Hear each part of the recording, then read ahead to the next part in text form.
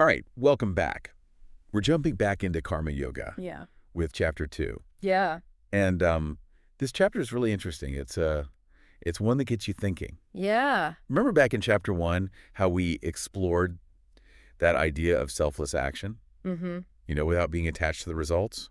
Well, get ready, because Chapter Yeah. 2 Yeah. takes us even deeper, exploring the Right. balance between action Right. and, surprisingly, not taking action. Yeah, inaction. You know what I think is so fascinating about this chapter? What's that? Is it tackles this question that I think we've all kind of wrestled with at Yeah. some point, which is there just one right way to live life? Like, can someone who lives a regular life, Right. has a family and a job, Yeah. be just as spiritually advanced as, say, a monk who's renounced everything? Yeah, great question. And you know what? Right. The chapter even uses a story about a princess, Oh, yeah. a really good-looking renunciate, Uh-huh. and some birds to kind of illustrate this point. But before we get there, I think we need to lay some groundwork. Okay. Sounds good.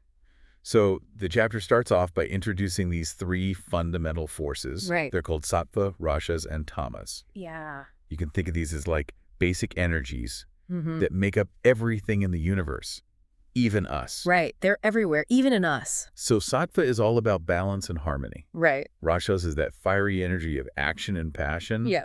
And tamas is like inertia, that tendency towards stillness Yeah. or even laziness. That's a good way to put it. Okay, so picture this. Okay. You've got a sloth hanging out in a tree, Uh-huh. completely unbothered by the world. Right. That's Thomas, Pure Thomas. personified. Yeah. Then you've got your super-driven entrepreneur, Yeah. hustling 24/7, Totally. overflowing with rajas. Right. And finally, imagine like a meditating monk, Mm-hmm. totally centered and at peace. Mm-hmm. That's like sattva in action. Yeah. Perfect examples. Right. Now, here's the key takeaway. These forces, they aren't fixed. Right. We all experience them in different ways at different times, Yeah. even throughout the day. Like, think about your own day. Yeah. When do you feel that rush of rajas, that urge to, like, get things done? Oh, yeah. And when does Tamas take over, making you want to just chill on the couch? Totally. And hopefully we find some of those moments of sattva too, Yeah, right? Where we yeah. feel balanced and in tune. Yes, exactly. This brings us to another really important point in the chapter. Okay. This idea that morality and duty Right. aren't always black and white. Interesting. So you're saying that there's not always a clear right and wrong. Well, think about it this way. Vivekananda gives this great example Okay. of marriage customs. Yeah. You know, what's considered totally normal in one culture might be completely unacceptable in another. Right. And even within the same culture, Yeah. ideas about right and wrong change over time. Of course. So it's not that simple. So how do we navigate this then? I mean, does that mean anything goes? Well, no, not exactly. He's not saying that morality is, like, totally relative. It's more about understanding the context. Right. What's considered right or wrong, even our own duties, can actually vary Yeah. depending on our stage in life, the specific situation, Yeah. even the culture we're living in. This reminds me of that story from the Bhagavad Gita that Vivekananda mentions. Oh, yeah, with Arjuna. Yeah, Arjuna, the main character, is criticized Right. for not wanting to fight in a war. Yeah. Even though most people would see that as a good thing, refusing to fight. Right. So why is that? That's a great point, and it leads to another fascinating thing that he talks about in this chapter. Okay. This paradox of resisting evil versus non-resistance. Okay. So the chapter presents this idea of non-resistance as like the ideal. Yeah. But then it acknowledges that sometimes resisting evil is actually necessary. Interesting. It's almost like those three forces we were just talking about. Right. Resistance and non-resistance are like two ends of a spectrum. And the key is knowing when each approach is appropriate. So in Arjuna's case, he was facing this huge moral dilemma. Right. So on the one hand, nonviolence was this high ideal. Yeah, the highest. But on the other hand, he was being called to fight to protect innocent people. Right, exactly. So this is interesting. So does that suggest that pacifism is always wrong then? I don't think he's giving a simple answer to that, It's Yeah. more about recognizing that these are complex issues, and we Yeah. have to make informed choices based on our understanding of the situation Right. and our own moral compass. Yeah. And this leads to how all of this relates to the different stages of life. Okay, so let's talk about those life stages. Yeah. What are they? All right, so he outlines those four traditional Hindu stages of life. Okay. But in this chapter, he's specifically kind of challenging this idea that renouncing the world, Right. like what a monk does, Yeah. is the only path to spiritual growth. Okay. He actually argues that the householder stage, the one that most of us are in right now, Right. is just as important. So it's not about physically running away from the world, Right. but more about finding that spiritual depth Exactly. within our everyday lives. Yeah, he even Wow. quotes... Dhoti. Yeah, he quotes from this text called the Maha Nirvana Tantra, Oh. which outlines the householder's duties, Okay. like caring for your family, being honest in your work, helping those in need. Mm-hmm. It's about taking on those responsibilities, not just out of obligation, but with love and a sense of service. I like it. And that actually leads us to the story about the king, the renunciate, and the birds, Oh. which illustrates this point beautifully. All right. I am definitely intrigued. Yeah. I'm ready to hear about this princess and these birds. Okay, so imagine this king who's obsessed with figuring out who's more spiritually advanced. Uh-huh. The person who renounces everything or the person who lives a regular life in the world. Right. He keeps testing these wandering holy men, but no one can give him a straight answer. So he's like going on this spiritual quest to find this ultimate answer. Yeah, exactly. Wow. And then one day, Yeah. this incredibly handsome sannyasin, Hmm. a renunciate, arrives in the kingdom. Okay. And wouldn't you know it, a princess actually chooses him to be her husband. Hold on. So they had like ceremonies where a princess would choose her husband from a crowd. Yeah, it does sound a bit like an ancient dating show, right? Right. But it was a serious matter. Okay. This wasn't just about love. The princess was also choosing the next ruler for the kingdom. Wow. That's a lot of pressure. Yeah. So this Yansansen gets chosen probably because he's got that whole like wise otherworldly look going on. Probably. But then he rejects her. He does. Yeah. He's truly renounced all worldly attachments. Right. So he just throws the garland back and walks away. Oh, man. Naturally, the princess is heartbroken. Right. And she follows him into the forest. Of course she does. And the king, of course, has to see how this plays out. Right. So he tags along too, Of course he does. with another sannyasin as his guide. Okay, so we've got a heartbroken princess, Yeah. a king on a spiritual mission, Yeah. and two renunciates Right. all wandering through the forest. Exactly. What happens next? So they come across this family of birds living in a nest. Oh, okay. It's winter, and everyone's cold and hungry. Right. They decide to rest under the tree where the birds live. Uh-huh. And that's where things get really interesting. I have a feeling these birds are about to teach them a thing or two about selflessness. You got it. Okay. So the father bird, seeing his guests in need, Yeah. decides to offer them warmth and food. Okay. He says to his wife, Yeah. "It's our duty as householders to care for those who come to our home." Wow. But they're just birds. What can they possibly do? Well, the father bird brings them a burning stick to start a fire, Oh. but he feels like that's not enough. Oh, no. So he decides to sacrifice his own body to feed them, and he flies into the flames. Wow, that's incredible. That's right. Talk about selfless. And it doesn't stop there. Oh, no. The mother bird, seeing her husband's sacrifice, Yes. also flies into the fire, Oh, my gosh. saying that one bird isn't enough to feed their guests. This is heartbreaking. Uh-huh. Don't tell me the baby birds do the same thing. Well, the three baby birds, seeing their parents' actions, Oh, my goodness. they follow them into the fire. That is so sad. It is tragic. But it's incredibly powerful. It is. I mean, it's really the ultimate example of selfless love. Right. And remember, they didn't do it for recognition or reward. Right. They acted purely out of love and a sense of duty. Yeah. And this finally gives the king the answer he's been searching for. Really?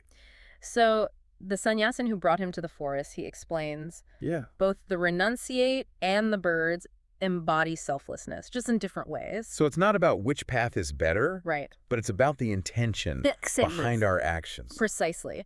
And this is where Vivekananda gives us this powerful message.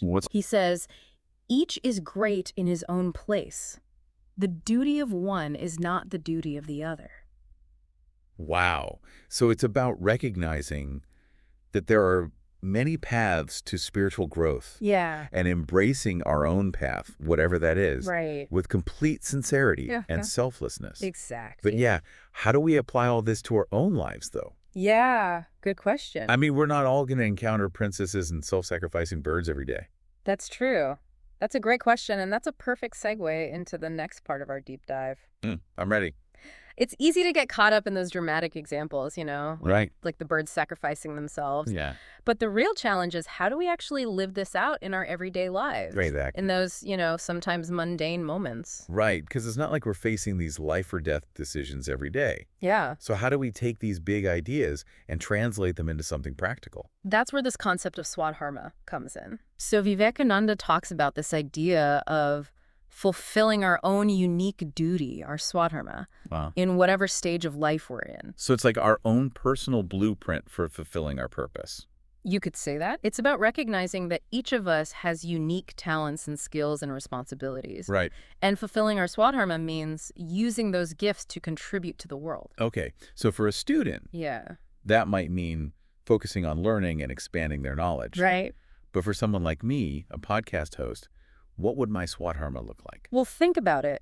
Yeah. You have this platform to share ideas and spark conversations and maybe even inspire people. Yeah. Maybe your swadharma is to use your voice to make a positive impact on the world. I like that. So it's not just about entertaining, but using this platform Yeah. for something bigger than myself. Exactly, and it doesn't have to be anything grandiose. It's Yes. about bringing that intention of selflessness to everything we do. Yeah. Remember, Vivekananda talks about how even these small acts, Like cooking a meal for your family right? or helping a neighbor with their groceries, these can be acts of seva, Okay. selfless service. So even those everyday chores can be opportunities for spiritual growth Absolutely. if we just approach them with the right mindset. Think about it. Yeah. When you cook a meal with love and care, you're nourishing not just your family's bodies, but also their spirits. Right. You're creating a sense of warmth and connection. It's like those birds offering the king and the renunciate warmth and food, Exactly. even though it meant making the ultimate sacrifice. And that brings us back to that question, is there just one right way to live? Right. Remember how that sannyasin, the renunciate, rejected the princess? Yeah. He chose this path of detachment Right. from worldly things, but the birds, in their own way, chose a path of service and love within their family. Okay. And the point is that both paths were valid expressions of selflessness. Precisely. Vivekananda reminds us, each is great in his own place. The duty of one is not the duty of the other. Yeah, that's a great quote. It's not about judging which path is better or more spiritual. Right. It's about recognizing that each of us has our own unique swadharma to fulfill. So how do we figure out what our own swadharma is? Yeah. Is there like some kind of cosmic instruction manual? I wish it were that easy. Right. Figuring out our swadharma is a lifelong journey Yeah. of self-discovery. Yeah. It involves paying attention to our natural inclinations, Mm-hmm. what brings us joy, and where we feel we can make the most meaningful contribution. It's almost like we have to become detectives of our own lives, looking for clues about what truly matters. I love that analogy. Right. It's about being curious and being open to new experiences and being willing to step outside our comfort zones. But what if we get it wrong? Yeah. What if we choose a path that doesn't actually align with our swadharma? Well, that's where self-reflection comes in, right? Yeah. And being open to feedback. Yeah. It's okay to make adjustments along the way. The key is to approach life with this spirit of learning and growth, constantly seeking to understand ourselves and our place in the world. Right. So being honest with ourselves about our strengths and weaknesses and passions. Yeah, and recognizing that our swadharma might even evolve over time. Yeah. As we grow and change, our sense of purpose might shift as well. So no pressure to have it all figured out right away. Not at all. It's a process of Yeah. exploration and discovery. Yeah. The important thing is to stay connected to that inner voice, Right. that guides us towards our true path. This is really resonating with me. Good. This whole concept of swadharma. Mm-hmm. It's not about striving for some external definition of success, Right. but about aligning our actions with our deepest sense of purpose. And that's what I find so powerful about karma yoga. Yeah. It's not just philosophy. Right. It's actually a practical guide for living a meaningful life. And when we embrace that, it can actually ripple out and create positive change in the world around us. And who knows, maybe we can even inspire others to discover their own swadharma Right. and make a difference in their own unique ways. Exactly. And that brings us to another key concept from this chapter. Okay. This idea of nishkama karma, Okay. or selfless action without attachment to the results. Okay, so how does this nishkama karma fit into this whole picture Yeah. of fulfilling our swadharma? Well, think of it this way. Okay. When we're acting from a place of pure selflessness, Mm-hmm. without getting caught up in what we'll gain from it, Yeah. we're able to show up more fully for whatever it is we're doing. So it's not about becoming emotionless robots. No. But it's about channeling our passion and energy into something bigger. Right. Without getting hung up on the outcome. You got it. Okay. And when we can do that, it creates this sense of freedom and joy in our actions. We're not weighed down by expectations or fear of failure. We're simply doing what we feel called to do. Yeah. Offering our best selves to the world. That sounds incredibly liberating. It is. But let's be real, it's easier said than done. It is. So how do we actually practice this nishkama karma in our daily lives? Well, it starts with awareness, right? Okay. We need to pay attention to our motivations. Okay. Why are we doing what we're doing? Yeah. Is it for recognition or reward or personal gain? Mm-hmm. Or are we driven by a genuine desire to serve, to contribute, to make a difference? So checking our ego at the door and asking ourselves, what's really motivating me here? Exactly. And it doesn't mean we can't have goals or aspirations. Right. It's just about shifting our focus from what's in it for me to how can I use my gifts to serve something larger than myself. And maybe that shift in perspective is where the real magic happens. Maybe. That's where we find that deeper sense of fulfillment and joy. That's the beauty of it. Right. When we let go of that need to control the outcome. Yeah. We open ourselves up to a whole new level of possibilities. Yeah. We become more present, more creative, and more connected to the flow of life.